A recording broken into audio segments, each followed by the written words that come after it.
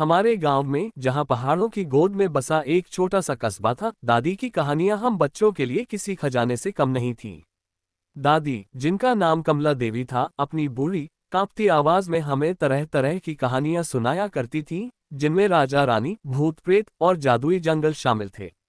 लेकिन एक कहानी थी जिसका जिक्र वो कभी नहीं करती थी। जब भी हम पूछते, वो बस मुस्कुराकर बात टाल देती थी। गांव के बुजुर्गों में खुसर पुसर होती थी कि दादी के पास एक ऐसी कहानी है जो इतनी भयानक है कि उसे सुनाने से रातें बेचैन हो जाती हैं। मैं, राघव, उस वक्त 17 साल का था। मेरी जिज्ञासा ने मुझे उस कहानी को जानने के लिए बेचैन कर दिया। एक सर्द रात, जब बिजली गुल थी और गांव की सड़कें सन्नाटे में डूबी थीं, मैंने दादी से आखिरी बार वो सवाल पूछा। इस बार उनकी आंखों में एक अजीब सी चमक थी। उन्होंने कहा, बेटा, ये कहानी सुनने की हिम्मत है तुझमें। ये वो कहानी है जो मेरे साथ घटी थी। इसे सुनने के बाद तू शायद कभी चैन से न सो सके। मैंने हाँ में सिर हिलाया। दादी ने गहरी सांस ली और शुरू हुई कहानी, जो मेरे लिए एक भयावह सच्चाई बन। हमारा गांव कालापानी अपने घने जंगलों और प्राचीन हवेलियों के लिए जाना जाता था। इनमें से एक थी ठाकुरों की हवेली, जो गांव के बाहर जंगल के किनारे खड़ी थी। हवेली सैकड़ों साल पुरानी थी और अब खंडहर में तब्दील हो चुकी थी। गांव वाले उस हवेली से दूर रहते थे। कहते थे कि वहां रात को अजीब अजीब आवाजें आती हैं, किसी के रोने की, किसी के चीखने की। कुछ लोगों का दावा था कि उन्होंने वहां सफेद साड़ी में एक औरत को घूमते देखा था, जिसके पांव उल्टे थे। दादी ने बताया कि जब वो जवान थी, यानी करीब 60 साल पहले, वो अपने भाइयों के साथ उस हवेली में गई थी। उस वक्त दादी की उम्र महज 16 साल थी। उनके बड़े भाई राम सिंह, जो गांव के सबसे नन्हे लड़के थे, ने एक शर्त रखी थी। शर्त थी कि जो हवेली के सबसे ऊपरी कमरे में जाकर वहां से एक पुराना ताला लाएगा, उसे गांव का सबसे बहादुर माना जाएगा। दादी, जो हमेशा से जिद्दी थी, ने ये शर्त मान ली। उनके साथ राम सिंह और उनका छोटा भाई हरी भी था। तीनों ने मिलकर हवेली में जाने का फैसला किया। उस रात चांदनी थी, लेकिन हवेली के आसपास का जंगल इतना घना था कि चांद की रोशनी भी वहां तक नहीं पहुंचती थी। हवेली का मुख्य द्वार लकड़ी का था, जो सालों से बंद था। राम सिंह ने उसे धक्का देकर खोला। अंदर का माहौल ठंडा और नम था। दीवारों पर मकड़ियों के जाले लटक रहे थे और फर्श पर धूल की मोटी परत जमी थी। हवेली में एक अजीब सी गंध थी, जैसे सड़ा हुआ मांस और पुरानी किताबों की मिली जुली बदबू। तीनों ने हिम्मत जुटाई और अंदर बढ़े। सीढ़ियां चरमराती थीं, मानो हर कदम पर हवेली कराह रही हो। पहली मंजिल पर उन्हें कुछ पुराने फर्नीचर और टूटी फूटी मूर्तियां मिलीं। लेकिन जैसे जैसे वो ऊपर चढ़ते गए, माहौल और भयावह होता गया। हवेली की सबसे ऊपरी मंजिल पर एक लंबा गलियारा था, जिसके दोनों तरफ कई कमरे थे। गलियारे के आखिरी सिरे पर एक कमरा था, जिसका दरवाजा बाकियों से अलग था। वो काले लकड़ी का बना था और उस पर अजीब से नक्काशीदार चिन्ह बने थे। दादी ने बताया कि उन चिन्हों को देखकर उनकी रूह कांप गई थी। वो चिन्ह किसी प्राचीन भाषा में लिखे हुए लगते थे, लेकिन वो समझ नहीं पाई कि वो क्या थे। राम सिंह ने हंसते हुए कहा, डरने की कोई बात नहीं। ये बस पुराने जमाने की नक्काशी है। उसने दरवाजा खोलने की कोशिश की, लेकिन वो बंद था। हरी ने पास पड़ी एक लोहे की रॉड से दरवाजे को तोड़ने की कोशिश की। कई कोशिशों के बाद दरवाजा खुला। अंदर का दृश्य इतना भयानक था कि दादी की आवाज कांपने लगी। कमरे की दीवारें खून से सनी थीं। बीच में एक पुराना लकड़ी का ताबूत रखा था, जिसके चारों तरफ मोमबत्तियां जल रही थीं।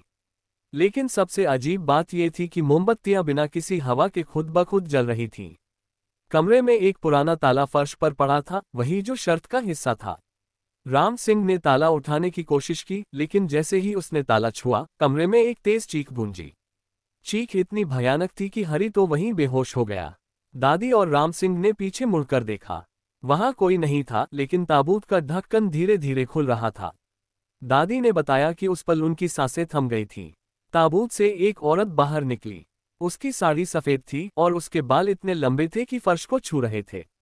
लेकिन उसका चेहरा देखकर दादी की चीख निकल पड़ी। उस औरत का चेहरा नहीं था, बस एक काला, खाली गड्ढा था, जिसमें से खून की बूंदें टपक रही थीं। राम सिंह ने दादी का हाथ पकड़ा और हरी को कंधे पर उठाकर भागने की कोशिश की। लेकिन हवेली जैसे जिंदा हो उठी थी। गलियारे के दरवाजे अपने आप बंद होने लगे। दीवारों से खून बहने लगा और हवा में एक अजीब सी सिसकारी सुनाई देने लगी। वो औरत धीरे धीरे उनके पीछे आ रही थी, लेकिन उसके कदमों की कोई आवाज नहीं थी। दादी ने बताया कि उन्हें लगा कि वो कभी हवेली से बाहर नहीं निकल पाएंगे। लेकिन राम सिंह ने हिम्मत नहीं हारी। उसने हरी को होश में लाने की कोशिश की और तीनों किसी तरह मुख्य द्वार तक पहुंचे। लेकिन द्वार बंद था, बाहर से कोई ताला नहीं था, फिर भी वो नहीं खुल रहा था। तभी उस औरत की सिसकारी उनके ठीक पीछे सुनाई दी। दादी ने पीछे मुड़कर देखा। वो औरत अब उनके इतने करीब थी कि उसकी साड़ी का किनारा दादी के पैरों को छू रहा था। राम सिंह ने पूरी ताकत लगाकर द्वार को धक्का मारा और आखिरकार वो खुल गया। तीनों बाहर की तरफ भागे। जंगल में दौड़ते वक्त दादी को लगा कि कोई उनके पीछे पीछे आ रहा है। लेकिन जब उन्होंने मुड़कर देखा तो वहां कोई नहीं था। वो गांव तक पहुंचे, लेकिन उस रात के बाद राम सिंह और हरी कभी पहले जैसे नहीं रहे। राम सिंह को रात में दौरे पड़ने लगे और हरी ने बोलना ही छोड़ दिया। दादी ने बताया कि उस घटना के बाद उन्होंने गांव के सबसे बुजुर्ग पंडित बाबा गिरधारी से बात की। बाबा ने बताया कि ठाकुरों की हवेली में सैकड़ों साल पहले एक भयानक घटना घटी थी। ठाकुरों की एक बेटी, जिसका नाम सावित्री था, को उसके प्रेमी के साथ जिंदा ताबूत में बंद कर दिया गया था। ठाकुरों ने अपनी इज्जत बचाने के लिए ये क्रूर कदम उठाया था। सावित्री ने मरने से पहले श्राप दिया था कि जो भी उस हवेली में कदम रखेगा वो उसका शिकार बनेगा। बाबा ने ये भी बताया कि वो ताला, जो शर्त का हिस्सा था, सावित्री के ताबूत का ताला था। उसे छूने से सावित्री का श्राप जाग उठा था। बाबा ने दादी को चेतावनी दी कि वो कभी उस हवेली के बारे में किसी को न बताएं, वरना श्राप उनके परिवार तक पहुंच सकता है। दादी ने उस रात के बाद कभी हवेली की तरफ मुड़कर नहीं देखा। लेकिन गांव में अजीब अजीब घटनाएं होने लगीं।